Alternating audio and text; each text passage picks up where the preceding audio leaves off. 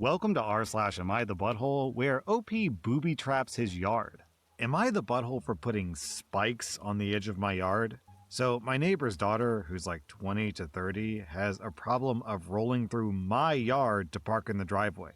I have my mother's flowers close to the edge of the yard that she planted before moving back to Mexico, and I adore these roses. They're the last thing my mom left for me and my brother.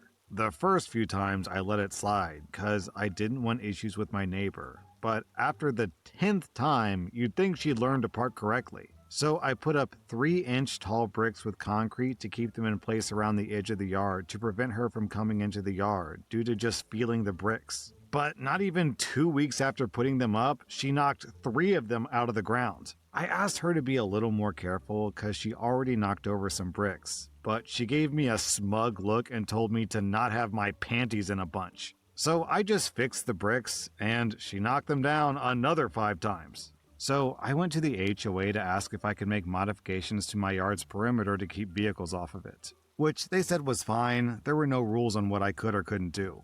So I removed the bricks and made molds of the same size. I poured concrete in the molds, with nails poking half an inch out of them, and laid them around the perimeter of my yard. The following day when she was pulling in, she, yet again, hit the bricks thinking nothing of it. The next morning, when she was going to leave, both of her passenger side tires were flat on the ground. And then, when she saw the nails poking out, she got mad and called the cops, saying I vandalized her car. But they couldn't do anything due to it being in my yard, and her driving on my yard, even after warnings and asking nicely for her to stop. Now she's careful and hasn't driven over my yard. So now I've taken out the nails and put the old bricks back in. OP, obviously the neighbor woman is definitely a butthole. There's no debate here. However, I think you might actually be a little bit of a butthole as well, because you're actually not legally, or in my opinion, ethically allowed to booby trap your yard, especially with spikes. I'm kind of worried about, kids or even just dogs walking through the neighborhood. What if they step on a spike and hurt their little paws? I asked my mom once, who's a county administrator, so not a lawyer, keep that in mind, if it's legal to put booby traps in your yard, and she said, no, it is highly illegal. So putting spike traps is a bit crazy. I think you should have just done what everyone else on Earth does when they don't want cars driving into their property and just buy a big rock and put it where you don't want cars to go. Because if any car rolls over the rock, it'll completely destroy the underside of their car. So, while I'm giving the neighbor 1.5 out of 5 buttholes, I think I gotta give you 1.5 out of 5 buttholes as well. Come on guys, don't booby trap your yard. It is not a good idea. Am I the butthole for asking my adoptive parents if they have a college fund for me like they have for my sister?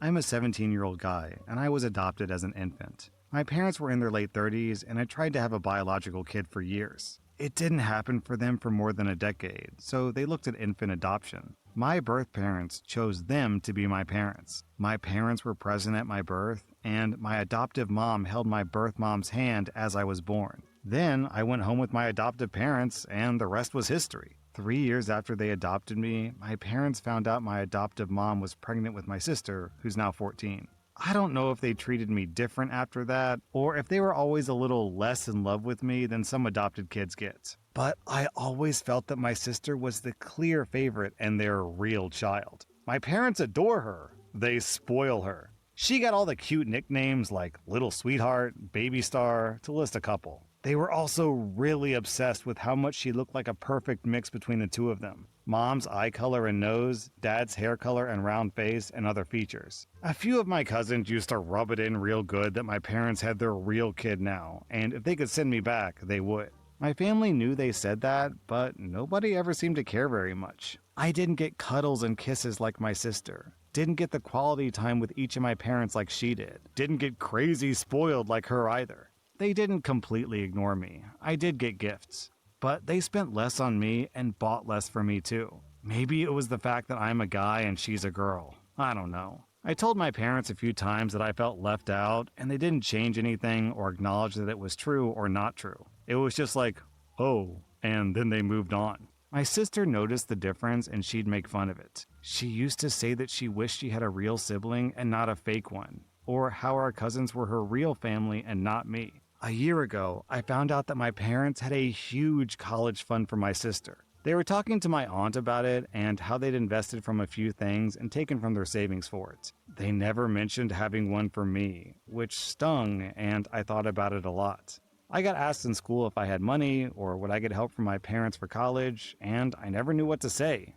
I told them I didn't think so, and then financial aid was discussed. I reached out to my birth parents a few months ago too, and they don't want a relationship with me. My parents said they expected as much, but figured it wasn't their place to say. They didn't comfort me or anything, and my sister said I had 4 parents who didn't want me, so I must be broken. 2 weeks ago, my parents asked me to speak to my guidance counselor about how busy they are and tell her she should talk college stuff with me and not them. I figured she wanted to find out about the money, and that's why she wanted to talk to them. It got to me, and I asked my parents if they had a college fund for me like they have for my sister. They asked me how I knew about it and got mad at me for asking the question. I asked them why they'd make sure that she has one but not me when I'll be going to college first. And they asked me why I was asking questions that are none of my business. It made me feel like garbage. And since that day, there's a whole lot of tension in the house. And my sister is rubbing it in that she gets a college fund and I don't. My parents never said either way, but not saying anything is basically an answer, right? OP, this sucks, man. This story stings. It's almost actually a good thing that you aren't these parents' biological kid because they have rotten genes and the sister clearly inherited them. OP, you get 0 out of 5 buttholes. Prepare to get kicked out of the house the second you turn 18. I'm giving your family 4.5 out of 5 buttholes. Our next Reddit story is from Organic Elk. My late father-in-law passed away over a decade ago. He owned a car shop, and I started working for him when I was a 15-year-old kid because I always loved working with my hands. And I was always obsessed with cars. It's actually how I met my now ex-wife, his daughter. My father-in-law had 2 sons and 2 daughters, one of which was my wife. All of them were lawyers or doctors, and I was the only one besides him who had anything to do with the business. So when he stepped down and retired, once he got too sick from cancer, he passed the business down to me. Nobody had a problem with it. He later passed away that same year, and I've run and expanded the shop ever since. A few years ago, my wife cheated on me with another doctor that she works with, and we got divorced. Since we live in an at-fault state and I had proof of her cheating, I got to keep the house and most of the money and no alimony. We don't have any children because she's infertile, so also no child supports. Now, she and her whole family are demanding I give up my business and give it back. But I won't. The transition was done legally, and I still have all the paperwork. There's nothing they can do about it, and now they're almost begging me because it's their dad's legacy, and I'm not part of his family anymore, so I shouldn't have it. But now, and for years now, it's been my legacy as well, and I've put blood and tears into it, and I won't give it up until I retire. Am I the butthole here? Well, it was the father-in-law's decision, not yours, not any of the brothers or sisters. So if he wants you to have it, then that means it's yours. Also, if they really wanted the business from you, they could pull all their doctor and lawyer money and make you an offer. So ethically and also definitely legally, you're in the clear here. Am I the butthole for embarrassing my wife in front of our 12-year-old? My wife is generally great. One of her positive traits is that she's extremely well organized. She has all sorts of to-do lists, a meticulously managed calendar, etc. This is usually a good thing, as she rarely forgets anything. However, sometimes this leads to somewhat absurd results, as in this example. The other day, my wife and I are sitting on the couch watching TV. Our 12-year-old daughter comes in and says she needs a permission slip signed for a school trip the next week, which she has right in her hand, and I can see she's holding a pen as well. My wife pauses the show that we're watching, gets up off the couch, and without her even saying anything, I know exactly what she's doing. She's she's heading to the kitchen to add permission slip for Katie to one of her lists of tasks. I found this ridiculous because these permission forms take 30 seconds. You fill out your kid's name in the I give permission for blank to go to the museum. You sign it and you're done. Sometimes there's an extra question, such as a checkbox for, do you want to pay $5 for your kid to have a school-provided lunch? Or you can decline if you're packing a lunch for your kid. So, since Katie was sitting right there with the pen, I filled out the form, handed it back to her, she put it in her backpack, and my wife gets back and plops on the couch and says to Katie, "Did you need anything else?" Katie says no and starts to walk away. I say to my wife, "Where'd you go just now?" And my wife says, "To add Katie's permission form to my to-do list." I say, "Well, you can cross it off because I did it while you were gone." And she looks at me dumbfounded, and Katie starts laughing hysterically. I told my wife that I appreciated her organization skills, but sometimes it's just easier to take care of things in the moment, and this was one of those times. Katie had the form ready, she had a pen, and the time it took my wife to add this task to her list, it was already done. I said the alternative was, at some point in the future, my wife was going to see this task on our list, yell for Katie, Katie would come running, my wife would tell her to go get the form, Katie would run back to her room and get the form out of her backpack. Why bother with all that when we can just take care of it right there?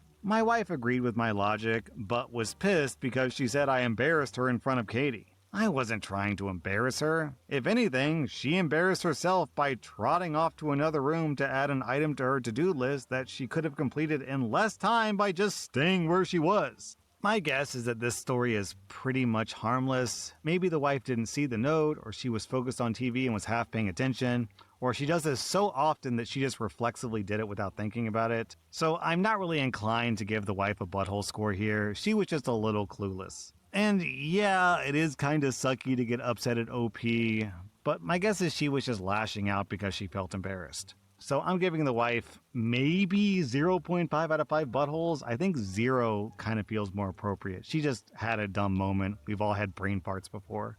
That was r/am I the butthole. And if you like this content, check out my podcast where I publish the exact same episodes. Also, hit that subscribe button because I put out new Reddit videos every single day.